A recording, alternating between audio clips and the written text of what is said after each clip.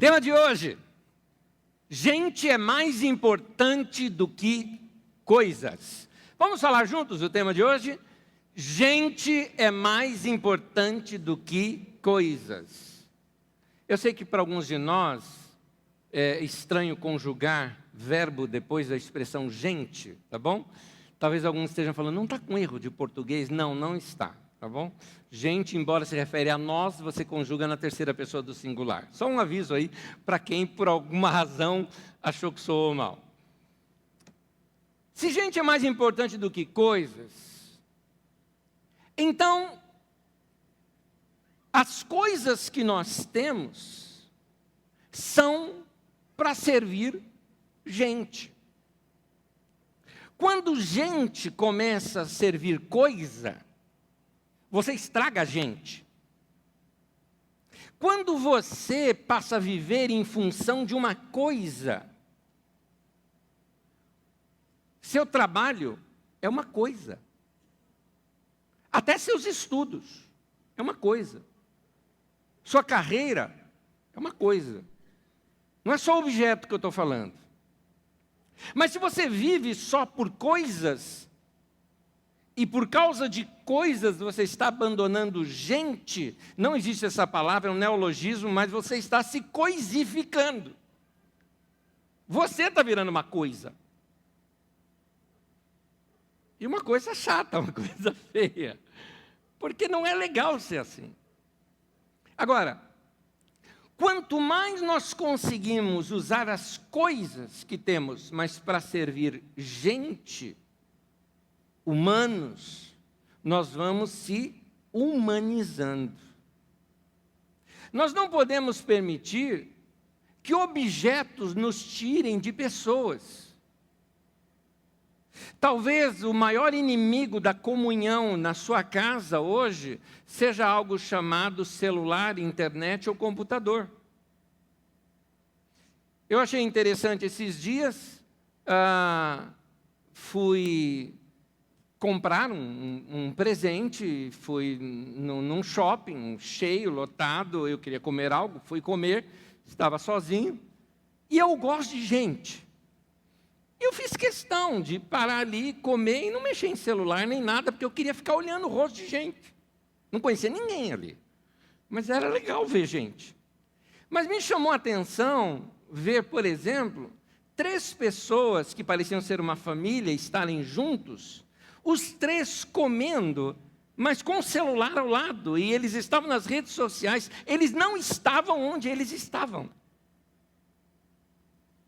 As coisas estão nos tirando de gente. Eu não tenho nada contra redes sociais, eu também uso, não tenho nada contra celular e tecnologia, sou apaixonado por tecnologia. Mas coisas não podem me afastar de gente. Eu não posso permitir que as coisas me desliguem dos meus relacionamentos ou que ocupem um espaço maior na minha vida do que os relacionamentos. Eu vou pedir o pessoal daqui da técnica, coloque as luzes do palco para mim, todas aqui para mim, por favor. Todas. Obrigado. Eu tenho medo de tropeçar aqui, está escuro para mim. Obrigado. Então, quando a gente começa a ver as questões do reino de Deus, no reino de Deus, é interessante que no reino de Deus sempre se valoriza pessoas. E no reino de Deus nos ensina uma coisa, que tudo que nós temos não é nosso. Por exemplo, explicando a questão do reino de Deus, o conceito do reino de Deus, ele começa desde lá da terra prometida, desde lá. Quando eles vão tomando posse da terra prometida, eles entendem que a terra é de Deus. É por isso que de tempo em tempo, quando algumas pessoas iam aumentando a sua propriedade privada e outros perdendo a sua propriedade privada, ao longo de 50 anos, quando dava 50 anos, num determinado dia, 10º dia do 7º mês, o sacerdote tocava uma trombeta, e era o ano do jubileu, o ano da libertação, todo mundo voltava, todas as famílias voltavam a ter a medida de terra original que fora dada para aquela família. Porque eles entendiam que não existia propriedade privada. Para eles, toda a terra era do Senhor. Tudo era do Senhor. Tudo que tinha era do Senhor. Quando nós vemos o reino de Deus refletido na igreja primitiva, você vai ver, por exemplo, a Bíblia dizendo em Atos 2, e ninguém considerava exclusivamente sua nenhuma das coisas que possuíam, tudo lhes era comum. Eles entendiam que, embora eu era o responsável proprietário, né, o responsável por aquela coisa, seja minha casa, vamos colocar nos nossos dias hoje, seja minha casa, seja o meu carro, seja minha roupa, embora eu sou o proprietário daquilo, entre aspas, na verdade aquilo é de Deus, está emprestado comigo, eu sou apenas o responsável daquilo. Quando nós entendemos isso, muda-se o nosso comportamento com coisas. A minha casa, ela é minha no sentido de que eu sou responsável por ela, de que eu determino as coisas ali sobre ela, mas, de fato, ela é de Deus, ela não é minha. Para tentar te explicar isso melhor, vou lhes contar uma história que ocorreu comigo aqui na nossa comunidade, bem aqui na beira do palco. Alguns anos atrás, um rapaz emocionado, eu acho que ele tinha se convertido por aqueles dias, emocionado, e aqui é bom esse emocionado, ele estava assim, Jesus tocou o seu coração e ele deixou que Jesus tocasse também sua alma, suas emoções. Ele estava simplesmente apaixonado pelas coisas do reino de Deus. E alguém apaixonado o que faz? Se entrega, não é? Paixão faz isso com a gente. E esse rapaz, em toda aquela entrega dele, ele chegou aqui para mim depois do culto, e assim, com um documento na mão e uma chave, chegou assim para mim e falou: Anésio, eu estou dando meu carro aqui para Deus. E ele deu ali para mim, eu falei, o que você quer que eu faça? Não, eu estou dando, isso aqui é uma contribuição minha. Eu vi que alguns irmãos estavam por perto e viram aquilo. Eu falei, é bom eu aproveitar isso e servir de lição. Chamei esses irmãos que estavam por perto, falei, vem cá gente, vem cá, olha que coisa linda, generosidade desse rapaz, entregando isso aqui para Deus, ele está dando o seu carro, vamos receber isso em nome de Jesus e tudo mais. Eu sei que alguns irmãos acharam que estava meio esquisito aquela conversa, mas eu fiz questão de fazer dessa maneira. Então eu peguei na mão daquele rapaz, peguei aquela chave, a mão dele, orei junto, falei, Senhor, muito obrigado pelo coração generoso desse moço que está entregando tudo nas tuas mãos agora, obrigado, nós recebemos em nome de Jesus, amém. Abençoei o rapaz, orei por ele, peguei aquele documento do carro, aquela chave na minha mão, falei, rapaz, isso aqui agora é de Deus. Ele falou, amém, é de Deus. Eu falei, pois bem, então use-o. Ele falou, não, eu estou dando. Eu falei, você não está entendendo, Deus não dirige carro. Você deu para Deus isso aqui, e ele é de Deus agora, então cuida bem, tá? Você vai cuidar disso agora que é de Deus. Então, nada de deixar esse carro sujo, ele é de Deus, o dono é limpinho. Se você um dia estiver dirigindo, e Deus falar com você para você dar carona para alguém, você vai servir o seu carro. Se uma pessoa, de repente, precisa de um carro para algum transporte, para alguma coisa, e você vai pegar esse carro e você vai deixar com essa pessoa. Porque esse carro não é seu mais. Ele é de Deus. Mas você é quem é o responsável, é quem vai administrar esse carro. Isso é um conceito de reino de Deus. De que tudo é de Deus. Meu irmão, eu preciso te lembrar, você não precisa vir aqui à frente entregar. Eu preciso te lembrar uma coisa, a tua casa é de Deus. O teu carro é de Deus. Tem gente que fala, o dízimo é de Deus. Dízimo não, meu querido. Teu salário inteiro é de Deus. É tudo de Deus. Inclusive você também. Até o ar que você respira, tua alma, tudo que você tem é dele. Portanto, Deus colocou isso nas suas mãos para você administrar, para você cuidar, sabendo de que isso não lhe pertence. Quem é que é motorista? Motorista de carro. Vamos lá, você dirige, ok? Já dirigiu o carro de alguém, o carro do dono do seu lado? Por alguma ocasião, assim, o dono do carro está do seu lado e você está dirigindo o carro dele. Não é estranho, não é ruim. Eu já fiz isso. De dirigir o carro de alguém, a pessoa não podia dirigir alguma coisa, eu fui dirigir. É estranho. E se você enrosca uma marcha? Sabe aquele... Você não se sente mal? Se você estivesse dirigindo do lado do dono, você ultrapassaria o limite de velocidade? Eu acho que eu estou respondendo algumas coisas para você, não? Tudo que nós fazemos, devemos fazer com as coisas, sabendo que todas elas são de Deus e não nossa. Inclusive da nossa própria vida. Hoje se fala muito sobre direitos e direitos e direitos, mas pensa bem, que direito eu tenho diante de Deus? Se tudo é dele. Então, a minha única opção que eu tenho é servi-lo. Que direito eu tenho, por exemplo, de maltratar o meu corpo? Que direito eu tenho, por exemplo, de fazer algumas coisas que vão estragar o meu corpo? Nenhum. Porque ele não é meu. Ele é de Deus. Esse é o conceito de reino de Deus. Quando você entende, por exemplo, quando os discípulos começaram a pregar o Evangelho, eles pregavam que Jesus é o Senhor.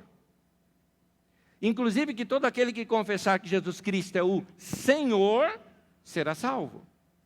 Senhorio de Cristo, Jesus ser Senhor da vida, a palavra Senhor significa dono, chefe supremo. Ele é o cara que manda. Quando você fala que Jesus é o Senhor da sua vida, você está dizendo isso. Ele manda na minha vida, é o dono da minha vida e eu o sirvo. Ainda bem que o nosso Senhor não é nenhum Darth Vader da vida, não é nenhum vilão. Nosso Senhor é alguém bondoso, maravilhoso, que nos ama, que quer o melhor para nós. O melhor pai desse mundo não se compara à paternidade do nosso Deus para conosco. Então, quem entendeu o senhorio de Cristo, faz isso. No dia do nascimento de Jesus, nós vamos ver uma situação de uma família desconhecida, que nós não sabemos o nome deles, e até devido a alguns erros na história, na Idade Média, quase que mudaram a história do nascimento de Jesus, ofuscando de vez o que essa família fez. Então essa família, que eu não sei te dizer quem é, porque eu não sei o nome deles, nós vamos estudar um pouquinho sobre eles. Eu quero falar, como base para o nosso estudo, do comportamento e o coração da família que recebeu Jesus para nascer na casa deles. Vamos ver direitinho? Mas Jesus não nasceu no estábulo? Calma, você vai ver comigo isso hoje. Vamos abrir a Bíblia Sagrada, quer dizer, pode acompanhar comigo aqui nos textos na tela, na Bíblia Sagrada, a narrativa que começa dizendo quando teve um censo em Israel e cada família foi para sua cidade natal para se registrar. José era de Belém e por causa disso ele tinha que se registrar lá em Belém, na Judéia. Lembrando, José e Maria estavam morando em Nazaré, na Galileia. Eles atravessaram, vamos dizer assim, o estado de Samaria e chegaram no estado, estou falando estado porque é o que nós entendemos aqui no Brasil, né? E chegaram no estado da Judéia. A distância de Campinas a São Paulo, 100 quilômetros, 110 quilômetros mais ou menos, vieram de Nazaré até Belém. E aqui está a narrativa. José também subiu da Galileia, da cidade de Nazaré, para a Judéia, a cidade de Davi, chamada Belém. Lembrando, Nazaré é ao norte, mas ele subiu para a Judéia. É porque a Judéia é uma região mais montanhosa, é por isso, tá? Continuando. A cidade de Davi, chamada Belém. Importante se lembrar que Belém é chamada de cidade de Davi. Você vai entender isso no estudo. Ele era da casa e família de Davi. Ou seja, Davi foi um ancestral de José. E foi a fim de alistar-se com Maria, sua esposa, que estava grávida. Estando eles ali, aconteceu completarem-se-lhe os dias, e ela deu à luz o seu filho primogênito. Enfaixou, o deitou numa manjedoura, porque não havia lugar para eles na hospedaria. José estava indo para o vilarejo onde ele nasceu.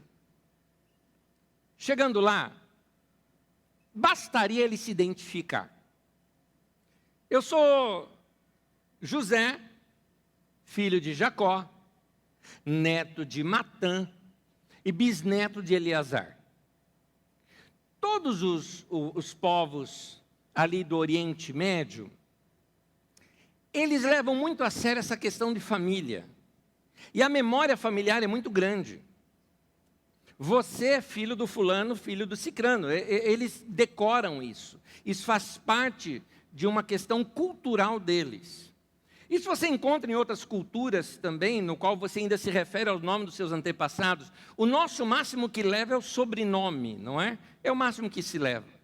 Mas ali você se apresentava dessa maneira.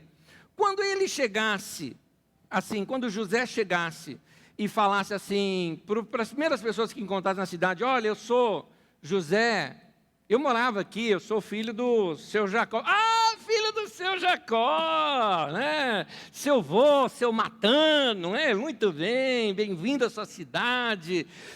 Havia uma característica nas cidades do Oriente Médio, que existem até hoje, inclusive, de se receber bem um visitante. É uma honra para a cidade a maneira na qual eles recebem as pessoas. Você vê isso em várias parábolas de Jesus, como uma, por exemplo, que um homem recebe um visitante à meia-noite e ele vai bater na porta da casa do outro pedindo 3 pães emprestados. Que me arrume 3 pães. Por quê? Porque é o nosso vilarejo, é o nome do nosso vilarejo que está em jogo aqui. Aqui todo mundo recebe bem todo mundo. Olha, se receberia qualquer viajante, quanto mais um viajante que era de lá. E filho de gente de lá. Mas como se isso não bastasse, todo mundo sabia o seguinte, esse pessoal são descendentes de Davi. Davi era o orgulho do vilarejo. Gente, o grande rei Davi, o cara, foi assim, o cara de Israel. Era o rei mais querido que já teve em toda a história de Israel. E esse cara é descendente do Davi. Cá entre nós, é uma honra minha receber esse cara na minha casa. Entenda bem, já pensou um dia eu dizer assim para os meus filhos, sabe o rei Davi? Pois é, eu hospedei um tataraneto dele, eu hospedei um descendente de Davi na minha casa. Isso seria um orgulho para qualquer pessoa. Então é estranho nós acharmos que José e Maria não teve lugar onde ficar, sendo que José foi para a sua própria cidade natal, onde tinha os seus parentes, e outra, sendo ele da descendência de Davi, José seria bem recebido em qualquer casa daquele vilarejo. Além do mais, em qualquer cultura, uma mulher grávida é sempre muito bem tratada. Quando você vê uma mulher grávida, você dá o melhor de si, você trata com elegância, você é muito bem, a mulher é sempre muito bem recebida, isso em qualquer cultura. Agora, na leitura que nós fizemos, dá a entender que Belém não se tinha lugar para José e Maria, e é isso que se conta nas historinhas, quando você vê em desenhos e filmes, e que ninguém o ajudou, eles se hospedarem, não tinha nem lugar nas pousadas da cidade, de modo que eles tiveram que ir para um estábulo ou uma estrebaria para se virarem por lá. Recebê-los desse jeito, pensa comigo. Aliás, recebê-los mal desse jeito, ainda mais se tratando de um descendente de Davi, seria uma vergonha muito grande para aquele vilarejo de Belém. Todo mundo no Oriente Médio trata bem os visitantes, quanto mais nessa situação. Sem contar também que Maria tinha parentes lá perto. Enquanto José era de Belém, Maria tinha parentes dela que moravam nas colinas ao redor de Belém, nas montanhas ao redor de Belém. Se não tivesse lugar, ela só estender um pouquinho mais, ela ia para a casa da prima dela, a Isabel, a mãe do João Batista. Ela poderia ir para lá e pousar lá. Agora, essa história toda de que não tinha lugar nas pousadas e Maria e José foram ter o bebê em qualquer lugar, ela vem de um entendimento errado que começa na Idade Média, de uma historinha que se conta acerca de Maria, que em alguns livros apareceram na Idade Média. Inclusive, você vai ver que alguns presépios mostram Jesus, o bebê Jesus num bercinho, numa manjedourazinha, né, com um capim ali, Maria, José e tudo mais, mas dentro de uma caverna. Vocês já viram isso? Uma gruta, igual uma gruta, assim, já viram isso? Isso é uma historinha da Idade Média.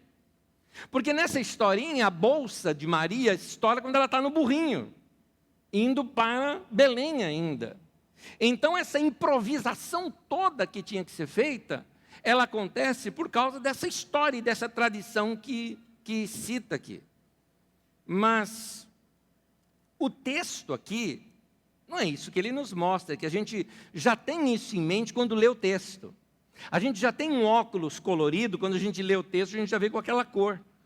Então, como a gente já tem esses conceitos que vêm dos desenhos que assistimos, das historinhas que nós lemos, a gente já lê essa história dessa maneira. Mas olha o que o texto diz em Lucas 2,6. Eu vou até usar uma outra tradução, a revista atualizada do Almeida, que ela fica ainda mais claro.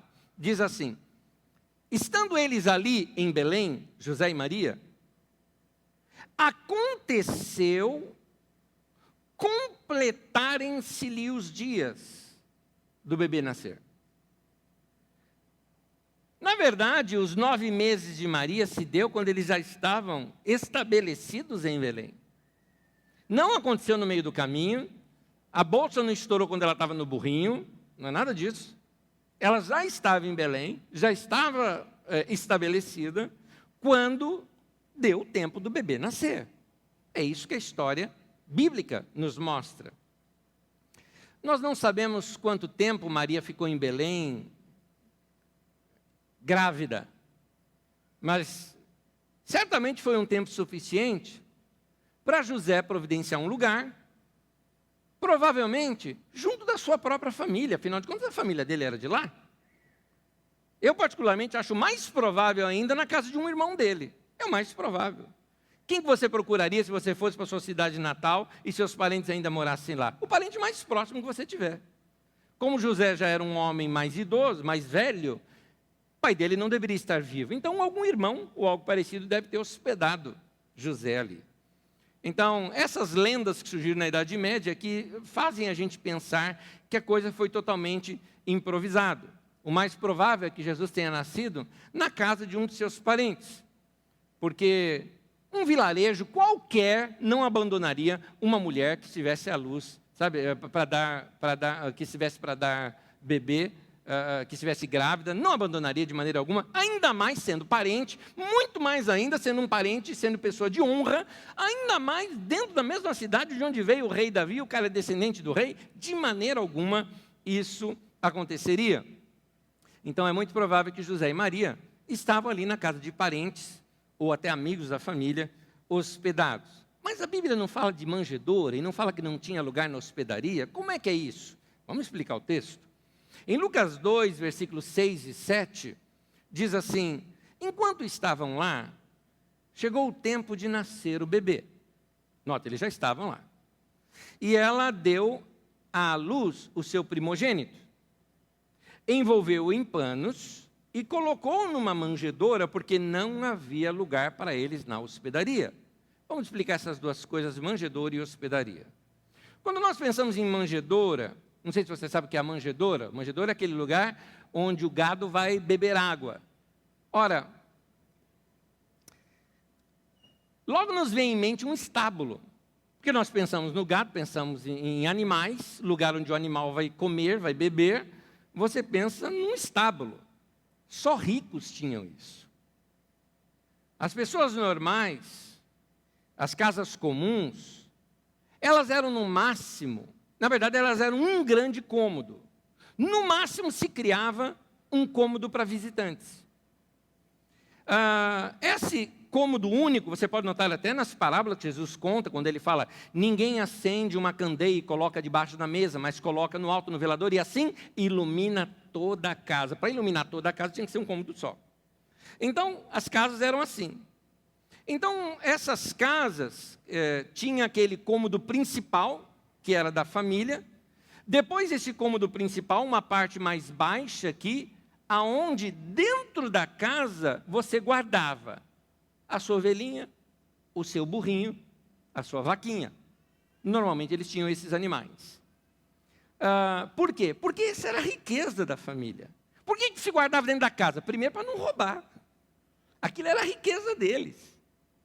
O burrinho guardado dentro de casa é o fusquinha na garagem, meu amigo. Você não deixa lá fora, não. Era o que eles tinham. A vaquinha deles era o que dava alimento para eles. Ovelha valia dinheiro. Por isso a preocupação daqueles pastores, quando cuidavam das 100 ovelhas e uma se perdeu, e ele vai atrás e recupera e traz de volta, porque os pastores, o que eles faziam? Eles cuidavam das ovelhas do vilarejo todo. Você estuda isso naquela parábola das 100 ovelhas que eu já ensinei aqui na nossa comunidade. Então, é muito provável que essa manjedoura de Jesus, porque isso se fazia naquela época, era provavelmente exatamente a da ovelhinha, que da ovelha normalmente era de madeira que ela era feita. Você pegava aquela manjedoura, colocava uma palha trançada nela, e isso ficava muito fofinha, muito aconchegante, e aquilo servia de bercinho. Isso era uma coisa comum, Jesus não foi o único que nasceu em manjedoura. Era normal as crianças, esse era o bercinho que se fazia para as crianças naquele tempo. Os animais ficavam dentro da própria casa, até mesmo para aquecer a própria casa também, com o calor dos animais. Era assim que se fazia naquele tempo. Essa parte dos animais, por exemplo, ela era um pouquinho mais caída. Durante o dia se tirava os animais e colocava para fora. Se lavava aquele lugar, a água escorria. Secava-se durante o dia, trazia à noite os animais para dentro da casa novamente. Então, quando fala que Jesus nasceu numa manjedoura, a manjedoura ficava dentro da casa. Sendo José um carpinteiro, pode ser até mesmo que ele mesmo tenha feito uma, mas foi ali que Jesus nasceu. Mas por que o texto fala que não havia lugar na hospedaria? Lucas 2,7 fala, envolveu em panos e o colocou numa manjedoura, porque não havia lugar para eles na hospedaria. Soa aqui como se eles não tivessem sido muito bem recebidos pelo povo de Belém. Soa como se a hospedaria, um lugar com muitos quartos, um tipo de hotelzinho da cidade, tivesse ocupado e nenhum quarto vago. Mas isso aqui é uma questão nossa de tradução, que só temos uma palavra para isso. A palavra grega traduzida aqui para hospedaria não se refere a esse hotelzinho. Tem uma palavra só para isso. Essa pousada na cidade é uma outra palavra que é usada. Por exemplo, naquela parábola em que Jesus conta do samaritano, que depois do rapaz ser ferido na rua, ele recolheu o cara, cuidou das feridas e levou para uma hospedaria. Ali é um tipo de hospedaria pública. Esse termo usado aqui, que é traduzido para nós como hospedaria, ele se refere àquele cômodo que existe em algumas casas, que é o cômodo de hóspede.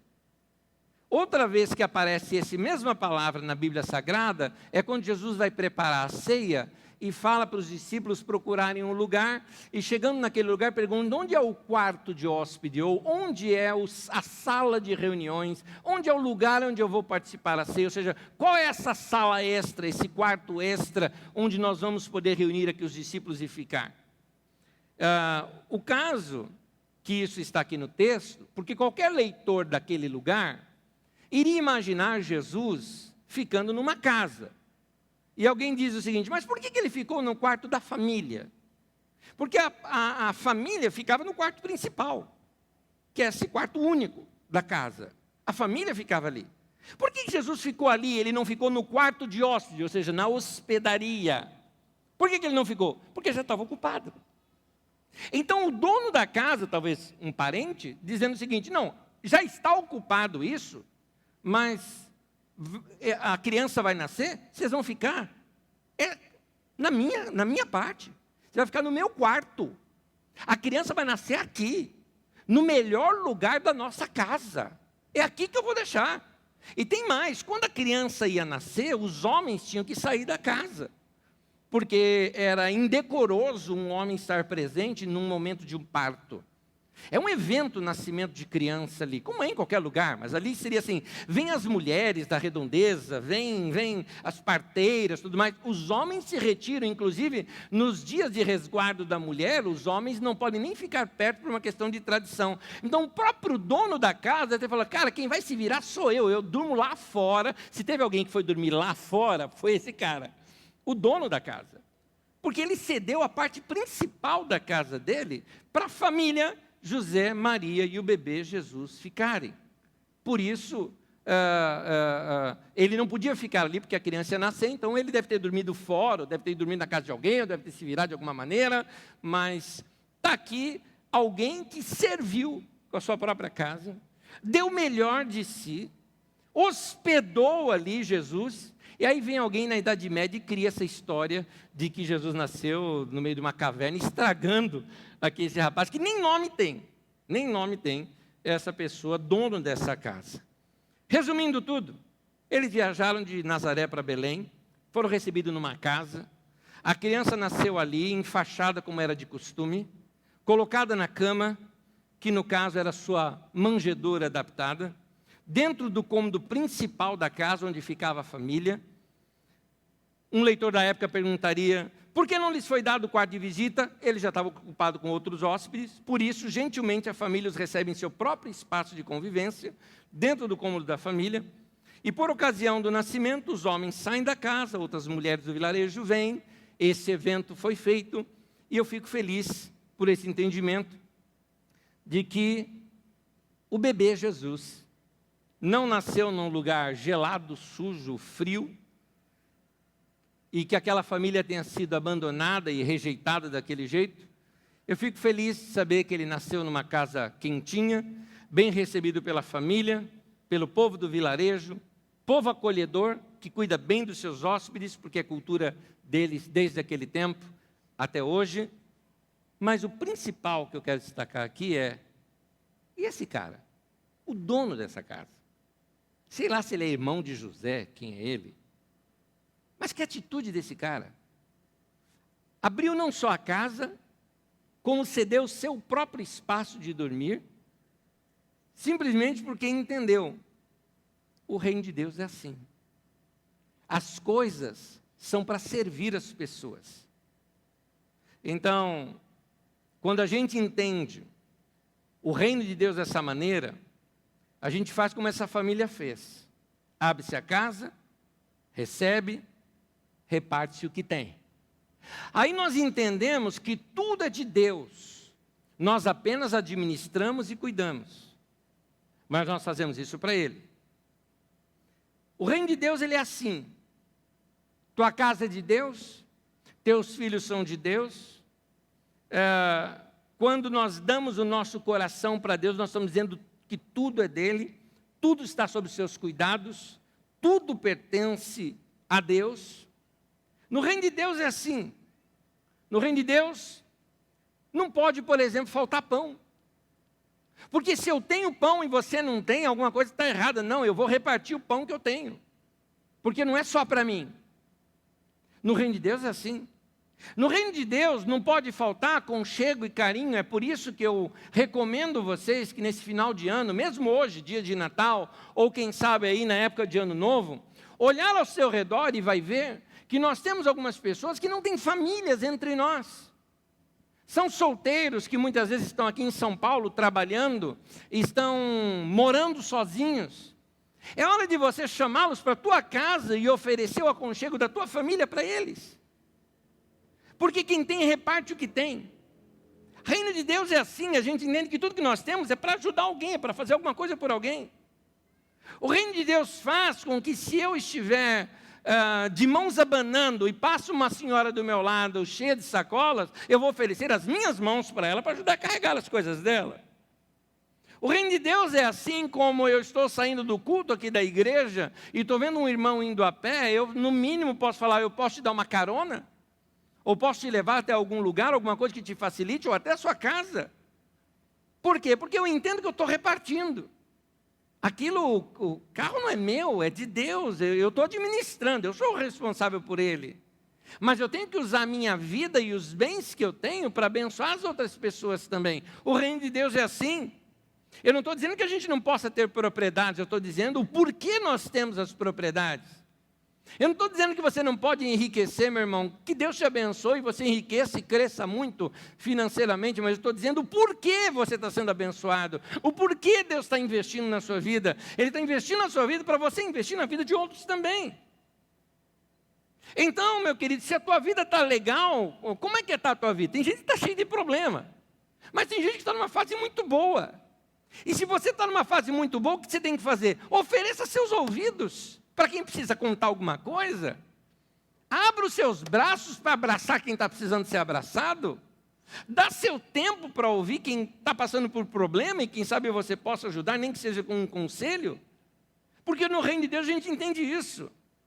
Nós entendemos que nós somos irmãos, Deus é o nosso Pai, e essa é a beleza do Evangelho, que nós já vemos ela sendo apresentada já na história do nascimento de Jesus. Me chama a atenção este homem que hospedou ao bebê Jesus e agiu com entendimento do reino de Deus. Olha o que o cara pensa. Não, a casa de hóspede está cheia, eu já estou recebendo, o cara já era generoso, ele já estava recebendo gente na casa dele. Então, você vai ficar na minha casa. Na rua não vai ficar, não. Que história é essa do bebê nascer aí numa caverna qualquer, ficar lá no meio dos cavalos ou alguma coisa parecida? Não, não, não. Ah, mas o bebê vai nascer, aí você não vai poder ficar dentro de casa porque é indecoroso, né? Um homem estar junto com uma mulher que vai dar à luz. Não tem problema, eu durmo lá na rua, mas o bebê vai nascer dentro da minha casa quentinho. A parte melhor da casa, inclusive, a parte mais quente da casa, a parte principal da casa, nós vamos usar para servir a essa mulher, Maria, com esse bebê, Jesus. Reino de Deus, querido, é onde quem faz alguma coisa, faz porque ama. No reino de Deus não se faz as coisas para ganhar prestígio. No reino de Deus, não se faz as coisas para receber algo em troca. Você vê isso, por exemplo, aqui naqueles magos do Oriente, levaram para Jesus ouro, incenso e mirra. Eu não sei se você sabe o que é mirra. Mirra é um perfume, aliás, esses dias eu vi numa exposição de perfumes, esse perfume mirra, fortíssimo demais, que lá deu até dor de cabeça. Mas ele é caríssimo. Ouro, caríssimo. O incenso devia ser da melhor qualidade possível. Levaram bons presentes. Para quem? Para um bebê. Um bebê é alguém que não te dá nada em troca. Bebê você só dá para o bebê, ele não vai te dar nada de volta. Isso mostra a atitude de reino de Deus. O tempo todo no nascimento de Jesus está nos mostrando como é que Deus quer que os homens vivam. Não se faz para ganhar prestígio, por exemplo, esses anônimos aqui. Quem é essa família que hospedou José, Maria e Jesus? Ninguém sabe. Até hoje ninguém sabe. Um anônimo na história, mas que presenciou o maior milagre da história, o Verbo que se fez carne. Ele presenciou isso. Então, nada se faz por obrigatoriedade. No reino de Deus, a gente não faz uma coisa por constrangimento. No reino de Deus, eu não faço algo por mandamento. Eu faço porque eu quero. Porque eu quero fazer o melhor. Eu não faço bem porque eu sou obrigado a fazer o bem. Eu faço bem porque é o bem que eu quero fazer. Meu coração foi mudado. O reino de Deus é assim. Você pega na igreja primitiva, eles repartiam o que eles tinham. Porque alguém mandou? Não, ninguém mandou. É porque eles queriam ver aqueles irmãos aprendendo mais. É por isso que eu acho que eles repartiam, tá? A Bíblia conta que foi no dia de Pentecostes, estava uma multidão viajantes, não é? Que passavam lá em Jerusalém e tinham que voltar para suas terras, tinham se convertido, precisavam ser discipulados, precisavam ser orientados. Como é que esse pessoal vai sobreviver até voltarem para a sua terra? Os irmãos começaram a repartir o que tinham para poder discipular aqueles novos convertidos. Era isso que acontecia. Então eles davam. Alguém era obrigado a dar? Não, ninguém era obrigado a dar. Ninguém dava por prestígio. Ninguém precisava falar o que eles têm e o que não tem que fazer. Isso se faz em religião, e alguns de vocês talvez ainda confundem hoje a religião cheio de tem, não tem, pode, não pode, com igreja. Igreja é diferente, a gente nasce de novo, muda de coração e muda de vida. Religião não, você muda de regras. Então você está frequentando aqui agora, talvez você pergunte, escuta, o que pode fazer, o que não pode fazer? Meu irmão, aqui não tem regra de pode e não pode. Aqui tem o seguinte, dá teu coração para Deus, dá tudo para Deus e segue o que Deus está te falando. Porque é isso que a gente entende. Então agora eu me converti, eu tenho que orar. Meu irmão, entenda a minha expressão, não tem que nada. Eu não oro porque eu tenho que orar. Eu oro porque eu sou um desgraçado sem Deus, está entendendo uma coisa dessa? Sem a graça de Deus na minha vida, eu sou um desgraçado. Então eu oro, eu preciso de oração. Eu não oro porque alguém me cobra de orar. Eu não oro porque eu sou pastor e tenho que orar, porque já pensou? Eu orar lá, sem orar, vou lá na frente pregar, cai um raio na minha cabeça. Não oro por medo não, meu irmão. Não é por isso que eu oro, não. Eu oro porque eu preciso. Por que você come? Eu como porque eu sinto fome. Eu também, eu oro porque eu sinto fome. Fome de Deus. Quero me alimentar de Deus. Eu oro porque eu tenho prazer na oração. Eu sirvo a Deus porque eu gosto. Agora eu me converti, tem que ir na igreja. Não tem que vir não, meu querido. Se não essa cabeça assim, não vem não. Por que a gente vem para a reunião da igreja? Eu vou falar de mim. Por que eu venho? Eu venho porque eu preciso. Eu amo igreja. Eu amo cantar. Eu amo cantar com meus irmãos. Hoje nós cantamos umas canções de Natal aqui. Como eu fui criado no meio da igreja, eu confesso para os irmãos, eu me emocionei aqui cantando algumas dessas canções. Porque eu me lembrei lá na minha época, porque Natal para mim é aquilo, né? Natal é aquela bandinha que eu tocava na igreja batista, lá tocava o triângulo, Pinheirinho, que alegria. Eu gostava daquelas musiquinhas. Para mim tinha que ser essas musiquinhas. Noite Feliz foi uma das primeiras músicas que eu aprendi a tocar no teclado, que coisa linda. Então, quando eu ouvi isso aqui, só numa introdução aqui, que foi dada, aquilo já mexeu comigo, porque eu amo igreja. Eu não frequento igreja porque eu tenho que ir na igreja, eu frequento igreja porque eu gosto de igreja. Eu gosto de igreja, eu gosto de gente, eu gosto de ver pessoal, eu gosto de abraçar as pessoas, eu gosto de ver meus irmãos, eu preciso de oração, eu preciso cantar. Eu não canto porque eu tenho que cantar, eu canto porque eu gosto de cantar. Eu oro porque eu gosto de orar. Eu leio a Bíblia porque eu tenho paixão pela Bíblia Sagrada. Ninguém me obriga a isso não. E eu te recomendo a mesma coisa, não faça nada por obrigação não. Anésio, uma pergunta, tem que dar o dízimo? Meu irmão, não tem que nada, meu irmão. Não tem que nada. Ninguém te obriga a nada no reino de Deus. Ou a gente faz de bom coração e de boa vontade, ou não vale. Mas eu tenho que dar quanto? Você quer negociar com Deus? Porque geralmente quem pergunta isso é porque quer dar o mínimo, né? Ou seja, qual é o mínimo que eu preciso dar, que eu posso dar para Deus não ficar chateado comigo? Isso é negociação. Sabe, a pessoa é o mal da religião. O que a religião faz? A religião, ela não entende o mistério dos deuses, então ela quer apaziguar os deuses com comportamentos correspondentes ao que os deuses se sintam confortáveis. Aí trazem isso para o cristianismo. E tenta fazer o mesmo com Deus. Olha, para Deus não ficar irado com você, você tem que cantar para Ele. Aí você fica, aleluia, aleluia, aleluia. Está calminho agora? Não é? Como se Deus fosse um bravo nervoso, querendo que você cante. Canta para mim! Canta! Quem fazia isso era Saul, meu querido, com Davi. Toca aí, que senão tem um demônio aqui. Isso era Saul com Davi. Não Deus com a gente, por favor. Meu irmão, não faz porque tem que fazer. É porque é teu prazer fazer. Mas você dá quanto, hein? Você está preocupado se é 10, se é 5, se é 15? Se for assim, a gente fala que é 10, abre uma outra igreja aqui, 2% de desconto. Aqui o dízimo é 8, aí você vai para lá, é isso? Meu irmão, faz de coração, meu irmão. Na igreja primitiva, o pessoal dava tudo.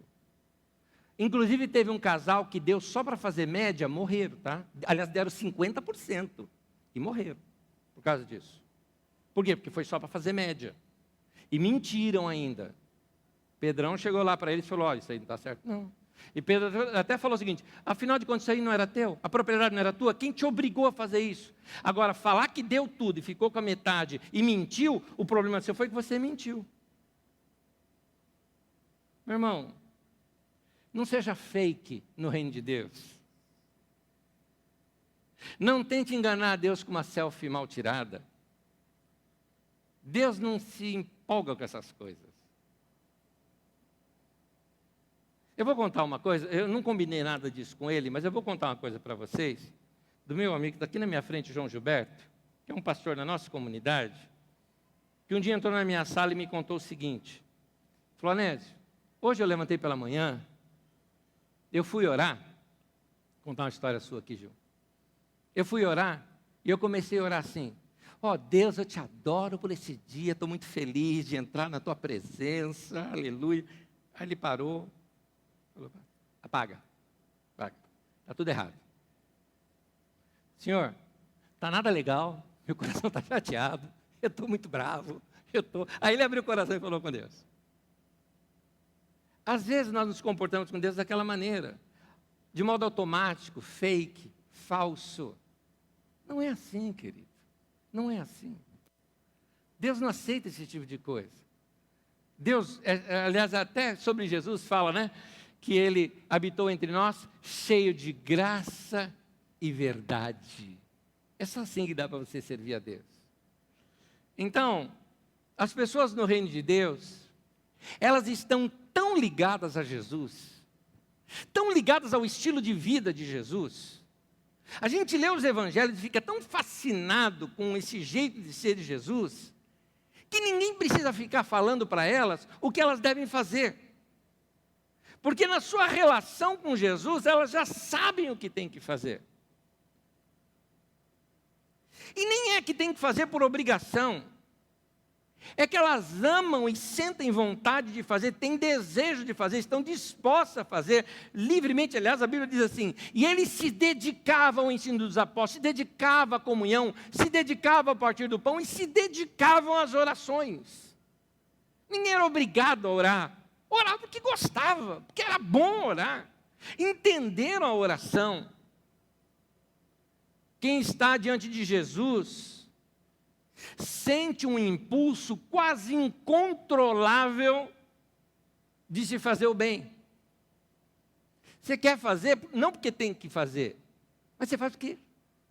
Porque está em você. Você faz o bem porque, entenda bem, você é uma nova criatura. Deus tirou esse coração de pedra insensível e colocou um novo coração dentro de você. Por causa disso, você não vai atropelar o cara que está na faixa de segurança. Você vai diminuir seu carro gentilmente, vai deixar o cara passar. Você não vai brigar com outra pessoa, não vai xingar o outro. Porque está em você essa vontade de fazer o bem para o outro. A melhor definição que eu digo é o seguinte: quando a gente tem uma experiência com Jesus, que Ele muda o nosso coração, é como estar apaixonado. Porque aí, quem está apaixonado sabe como é que é. Quem está apaixonado não negocia, não mede esforço. O cara faz porque ama e acabou. O cara, desculpa a gíria aqui, tá, mas o cara está apaixonado pela mina, ele mora lá no outro extremo de São Paulo, a mina mora aqui para o nosso cafundó do Judas de cá, e o camarada atravessa a cidade inteira e não está nem aí, porque afinal de contas, ele está apaixonado. Quando você começa a negociar a relação, eu peço que você questione um pouquinho como é que anda teu coração. Quando a gente começa a negociar um pouquinho, contabilizar essa relação, é estranho. Para quem é apaixonado, não existe essa de administrar a relação. Paixão não negocia. Paixão não faz contabilidade. Paixão não quer saber se está tarde da noite, eu estou deitado e ela está chegando de trem, eu vou lá buscar. Eu vou junto. Porque eu quero estar junto. Não é só no pé dos homens que eu vou pegar, não, da mulher também. O cara trabalhou até mais tarde, vai chegar com fome. Ela, eu estou com sono, frita um ovo aí. Paixão não faz isso não, minha querida. Paixão não faz isso, não. Esses tempos atrás, eu me lembro até que estava preparando uma mensagem aqui para a nossa comunidade, há uns 2, 3 anos atrás só, é que eu fui me tocar o efeito psicológico que o cheirinho de café tem comigo. Cheiro de café comigo parece aqueles dos desenhos assim do Pica-Pau, sabe quando vem um cheirinho assim, ele vai voando assim no cheirinho? É assim comigo. Mas não é só o cheiro, não é pelo aroma. Tinha algo psicológico ali comigo, tinha algo que me encantava, algo que me fazia me sentir querido. Até que eu entendi. Um dia eu estava me lembrando aqui nas minhas memórias, eu gosto de reviver minha infância bastante. E eu me lembrei de uma coisa que não era na minha infância, na minha adolescência, quando eu estava já no meu primeiro emprego. E eu me levantava às 4:30 da manhã para ir trabalhar. E o meu pai se levantava junto comigo. Enquanto eu ia para o banho, ele ia para a padaria, esperava a padaria abrir, lá era o primeiro cliente, pegava, trazia o pãozinho quentinho, fazia o café enquanto eu me trocava. Quando eu terminava de trocar, aquele cheiro de café em casa gostoso, pãozinho quentinho na mesa, meu pai me abençoava e voltava a deitar. Mas eu me sentia querido. Eu falava, o velho gosta de mim. Ele gosta de mim. Eu me sentia querido pelo meu pai por causa disso. Amor não contabiliza. Amor não mede esforço. Amor não faz conta. Não. Te buscar todo dia vai ficar mais caro. Vai, fica, interessa. Amor faz isso. Joga um pouquinho de luz no pessoal aqui para eu enxergá-los melhor. Tem algum casal de namorado aqui? Namorado, não estou falando casado que namora. Casado que namora você já devia ser, tá? Vocês são só, não é nem noivo, vocês são namorados. Quem é namorado aqui? Tem algum casal de namorado aqui? Casalzinho lá atrás, olha lá. Aqui é casalzinho de namorado? Aqui, ali também está o casalzinho de namorado. Muito bem. Quer uma coisa que é muito comum entre vocês? É facinho você ficar duro, sem dinheiro no bolso. Você gasta. Porque a gente não mede esforço. Casal de namorado faz qualquer coisa para encontrar o outro, não é? Se não é, está levando cutucão, é problema agora. Hein? Se está levando cutucão, é problema agora. Mas casal de namorado é assim, a gente não está aí por nada. A gente, assim, eu tenho que abraçar, eu vou. Vai pegar chuva, não tem problema, mas eu vou vê-la. Eu estou com ela. Mas vai, assim, você vai ter que pegar um busão, um trem. Você faz qualquer coisa. Você atravessa uma cidade louca que nem a nossa, só para estar perto da pessoa, não é verdade? Amor é assim, não contabiliza. Amor não mede esse esforço. Ora, traz isso para o reino de Deus. O que eu falei? Quando a gente tem um encontro com Jesus, a gente faz o bem, não porque é obrigado a fazer, mas porque o coração nosso é outro. Deus colocou amor no nosso coração e a gente é igual apaixonado. A gente quer fazer. A gente quer ajudar. Eu acho interessante, eu vejo isso em alguns irmãos aqui na nossa comunidade. Alguns de vocês chegaram aqui, sentaram e estão assistindo o culto. E mal sabem que alguns chegaram aqui há 1h30 atrás, ou há 2 horas antes de começar essa reunião, só para começar a preparar as coisas aqui, para você chegar. Pergunta para eles se eles são obrigados a isso. Nada. São pagos para isso? Também não são. Você faz por quê? Porque ama. Paixão faz isso com a gente. Quando você está negociando a relação, é porque o amor e a paixão estão em baixa. Quando você faz isso com Deus, mostra também que a sua relação com Deus, no quesito amor, está em baixa. É aquela história, mas quanto que eu tenho que dar para Deus, né? De dízimo, de oferta, o que eu tenho que dar? Quando você pergunta isso, você está querendo dizer o seguinte, o que é o mínimo que eu posso dar para Deus não ficar chateado comigo? Meu querido, só vale dar se for por amor, sem medir esforço. Eu me entrego para Deus, me entrego para a obra de Deus. Eu tenho 30 anos de ministério. Algumas pessoas convivem comigo há mais tempo do que isso. Eu te garanto, ninguém, nem no meu tempo de solteiro, com a minha casa, nem nos meus 26 anos de casado que tenho com a minha esposa, pode perguntar isso para ela, eu nunca murmurei, nunca reclamei de ter que me preparar para a mensagem, para pregar, para ser pastor. Nunca, nunca. Eu amo o que eu faço.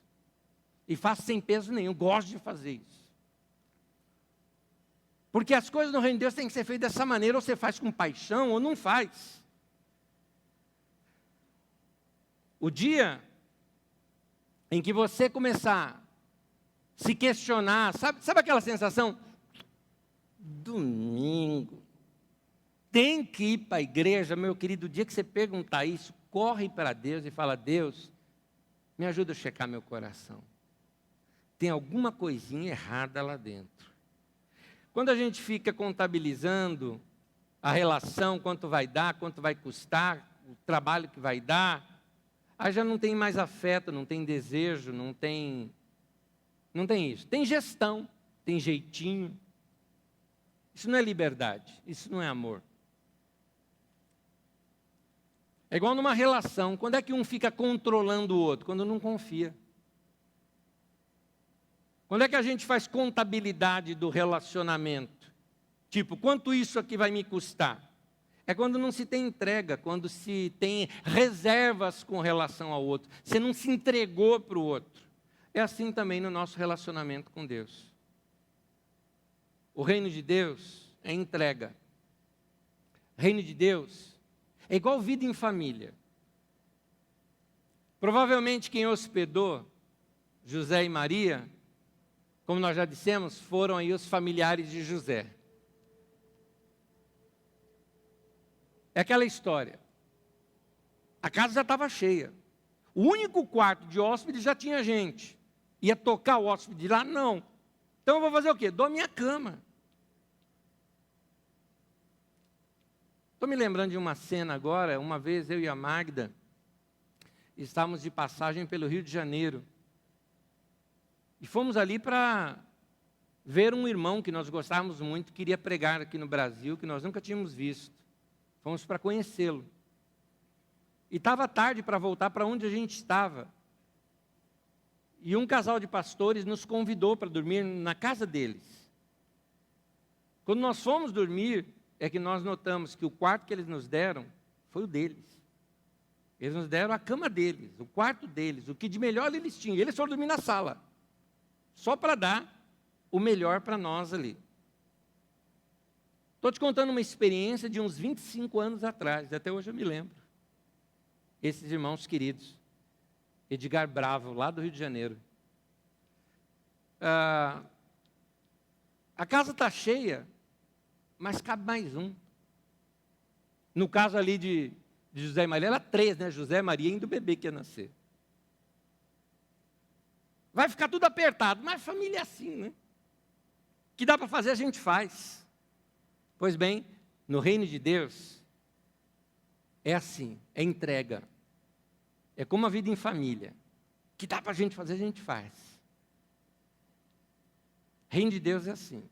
Igreja é a agência do reino de Deus. Ela tem que viver como sendo no reino de Deus. Então, meu querido, antes de você pensar que igreja, você vir aqui, assistir um culto, dar uma contribuição, e ir embora, e fazer o sinal da cruz e sair abençoado, eu quero te dizer que não é isso, não. Eu não quero te convidar para vir para a igreja, eu quero te convidar para ser igreja. E ser igreja é isso aqui que eu estou falando. É fazer isso aqui. É abrir o teu coração para ser instrumento do reino de Deus. Eu vou terminar, vou pedir para você ficar em pé comigo. Tenho aqui mais 2 frases para você. O Natal de Jesus nos relembra que gente é mais importante do que coisas.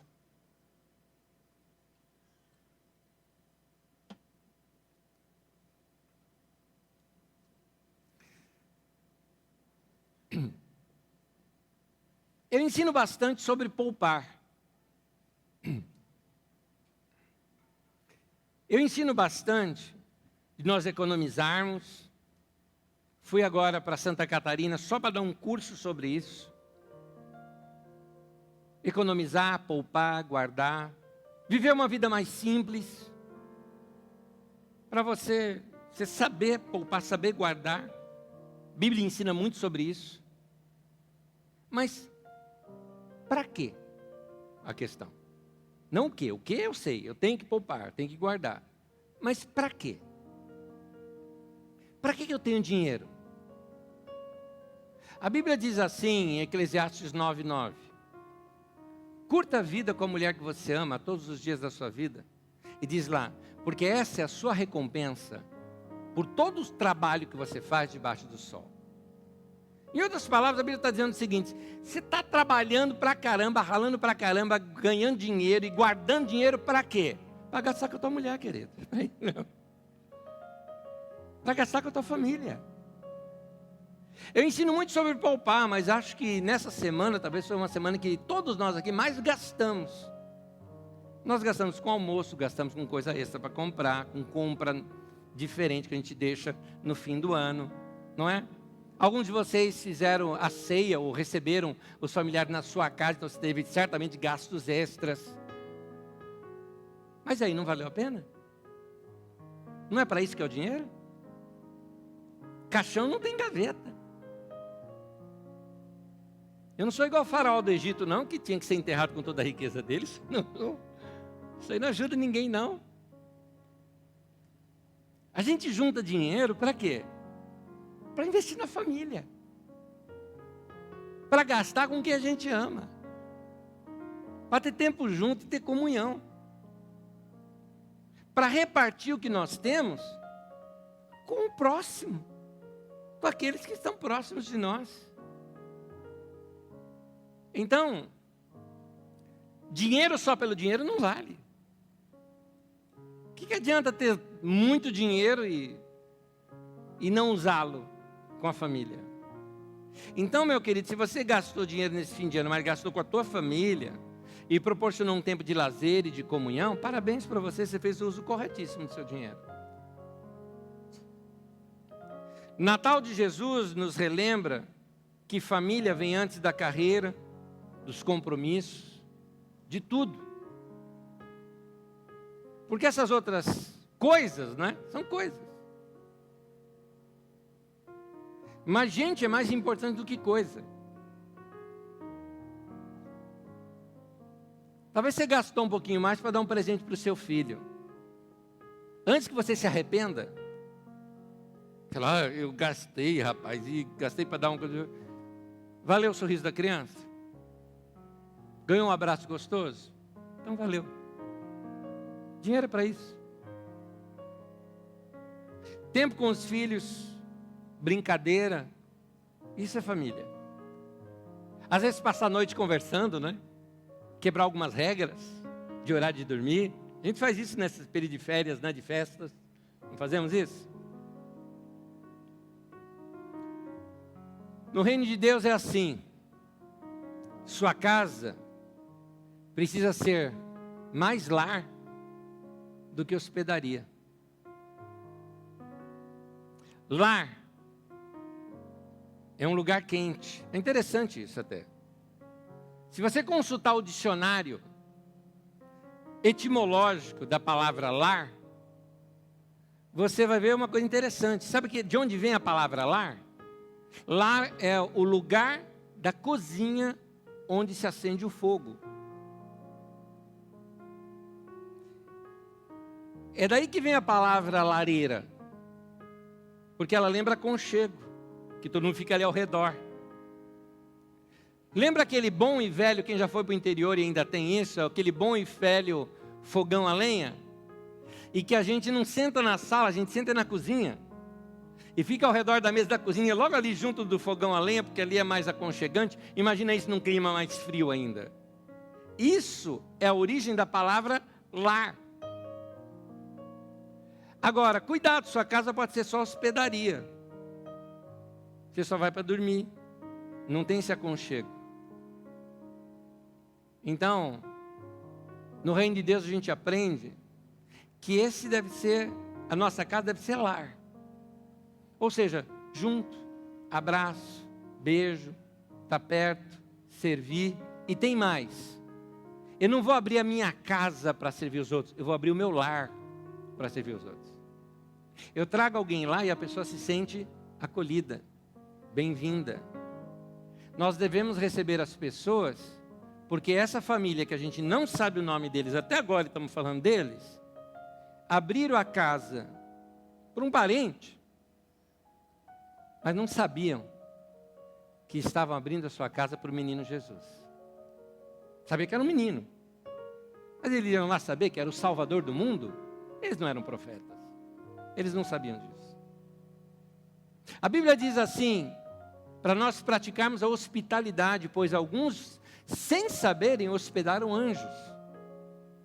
A gente precisa abrir mais a nossa casa, receber mais pessoas dentro de casa. A gente precisa abrir mais a porta do nosso carro para dar carona de vez em quando. Vamos fazer isso. Ah, Nésio, mas tudo é muito perigoso hoje em dia. Concordo com você, concordo. Como era naquele tempo de Jesus também, porque Jesus mesmo contou de um cara que estava indo de uma cidade para outra e foi assaltado no meio do caminho. Então naquele tempo também não é diferente. Até Paulo, apóstolo, já foi assaltado e espancado. Se você ler na Bíblia, você vai encontrar que ele falou que ele passou perigo no meio de ladrão. Então, tinha perigo naquele tempo, tem perigo hoje do mesmo jeito. Mas por causa disso nós vamos deixar de fazer o bem? A Bíblia diz que quem ajuda o pobre empresta a Deus, isso aí não é provérbio popular não, está na Bíblia Sagrada. Como é que está a sua conta diante de Deus? Alguns estão com saldo devedor, né? Está no SPC já. Está na hora da gente fazer uma coisa diferente, né? Começar a ajudar mais. A gente fala tanto, Feliz Natal, aquela coisa toda. Muito amor, paz, alegria, felicidade. Deixa de ser superficial, querido. Vai viver isso, vai viver. Vai abrir tua vida, tua casa, teus dias. Vai pegar um presente e dar para uma pessoa que você nunca deu. Separa finanças mesmo, dinheiro, chega para alguém e se dá de oferta, ofertando na tua vida. Quer investir na tua vida, Isso faz diferença na vida da gente. É melhor dar do que receber.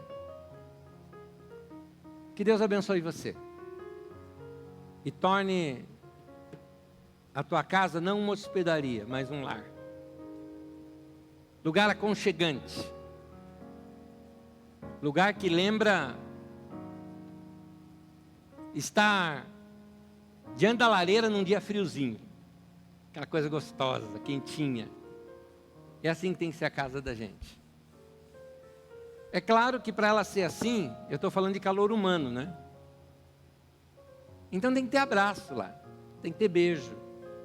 Quantos pais temos aqui? Quem é pai e mãe? Ok? É diferente. Quem é pai e mãe de filhos adolescentes para baixo? Lição de casa. Apertar a bochecha, beliscar o bumbum, rolar no chão com eles, brincar. Jogar junto. Vamos fazer isso? Vamos fazer isso? Quem aqui é casado? Posso dar lição de casa ou não? Esse aí que você pensou? Beijo apaixonado. Guerrinha de travesseiro. Nossa casa tem que ser lugar gostoso. Vai daí a virada de ano. Você vai vir aqui para o culto da virada. Vai ser gostoso, vamos celebrar, tal. Daí vão embora para casa. Alguns vão para casa e tem uma ceia já em casa preparada, não é? É costume de muitas famílias fazer isso.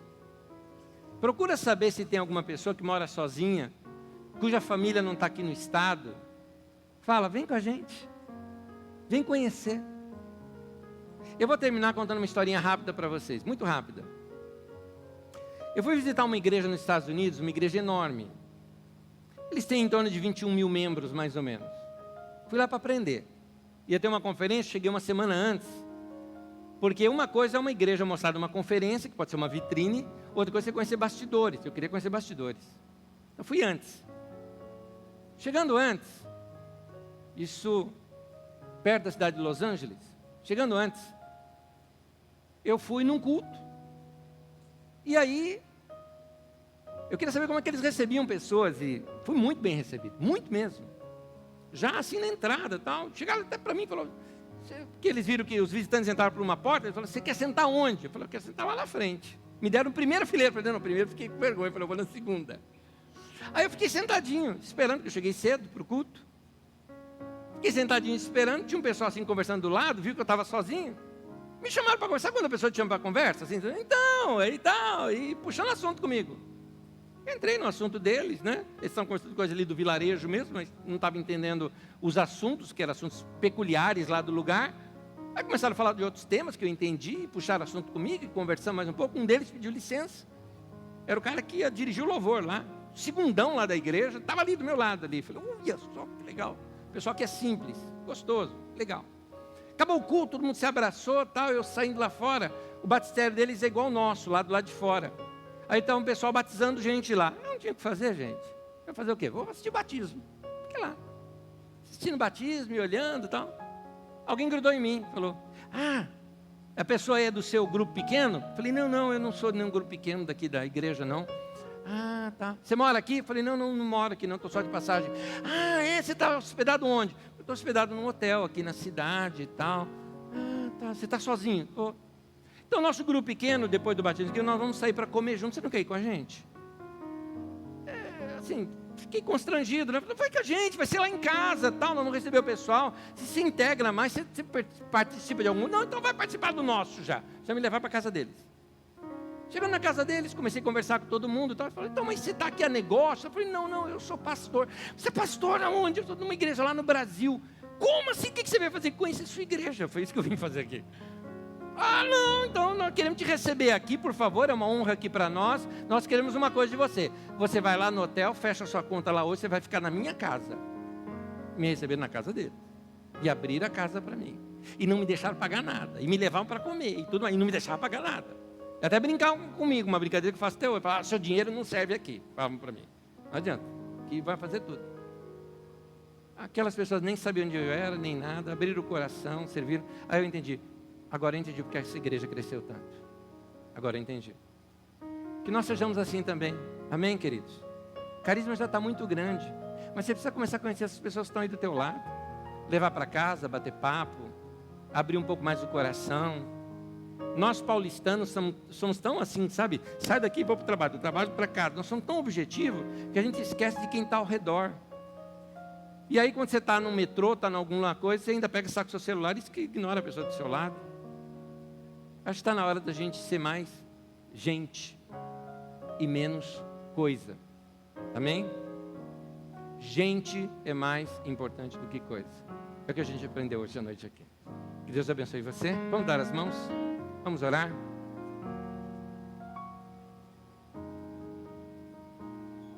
Vamos orar? Antes de orar, você sabe o nome de quem está de mão dada com você? Se você não sabe, já fala o seu. Isso. Tá bom. Então, posso te pedir uma coisa? Essa semana, seja um parceiro de oração por essa pessoa.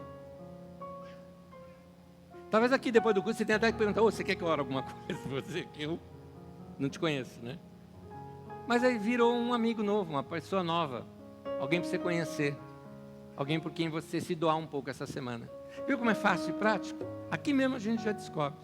E se você já conhece a pessoa, então, essa semana você vai falar, essa semana eu vou me dedicar ainda mais para orar por você, para te abençoar. Vamos orar? Pai, obrigado pelos irmãos e irmãs. Obrigado por tua família, a igreja. Que nós sejamos como uma família mesmo. Onde a gente abre a casa, onde a gente cede a cama, onde a gente reparte o pão, onde o que é meu é teu, onde a gente pode servir um ao outro e se doar um pelo outro. Ensina-nos a viver o reino de Deus, Senhor. Ensina-nos a ser igreja no dia a dia. Que a boa mão do Senhor esteja sobre nós. Trabalha no nosso coração para que aprendamos a ser e viver dessa maneira. Em nome de Jesus. Abençoe meus irmãos e irmãs, que eles tenham um final de ano maravilhoso, um tempo muito bom com seus familiares e amigos, seja um tempo de novas conexões, seja um tempo de rever o que se tem feito com sua agenda e seu tempo, seja um tempo de revigorar as forças, de ganhar novas forças e viver uma vida melhor em 2017. Mais humana, menos com coisas e mais com gente.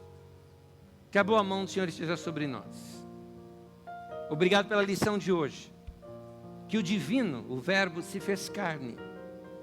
Assim também nós precisamos sermos homens e mulheres com o coração voltado para o Senhor, mas manifestos na carne para a nossa humanidade e para as pessoas ao nosso redor. Que sejamos como Jesus aqui no mundo também, luz para o mundo. Em nome de Jesus. Amém. Amém. Deus abençoe você, meu irmão, em nome de Jesus. Deus abençoe.